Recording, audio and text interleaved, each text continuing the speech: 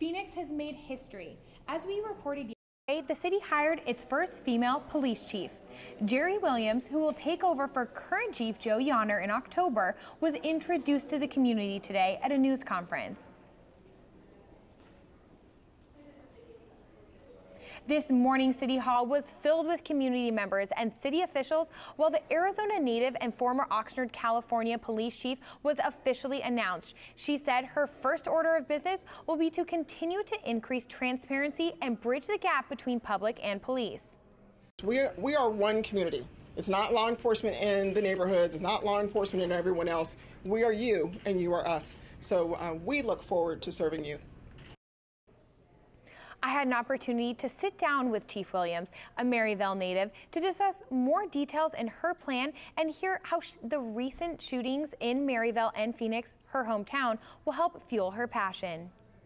How does it feel to be in a front runner in Phoenix making history, you know, being one of those catalysts? So in this whole process, and people may not believe this, I did not think about making history. What I thought about is what I've done for 28 years in my experience in law enforcement, and that's work hard, be a leader, take everything seriously, just work tirelessly to make the community safe.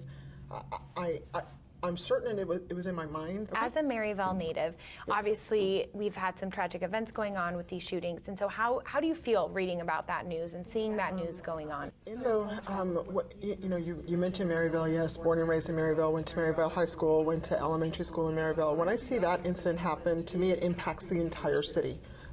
We have to be cognizant and concerned about how safe people feel, not just in Maryville, where we're trying to find a suspect who is committing heinous crimes, but to be aware of how other people in the city are feeling too. So I would answer that question by saying absolutely concerned, is where I was born and raised, but also want to make sure that I don't lose sight of the fact that as the police chief, I'm not just one geographical chief, I'm the chief of the entire city, and it's our job to make everyone feel safe. And I'm so confident in the detectives and the officers working that case that they will break the case. But caveat, we do need the help of the community.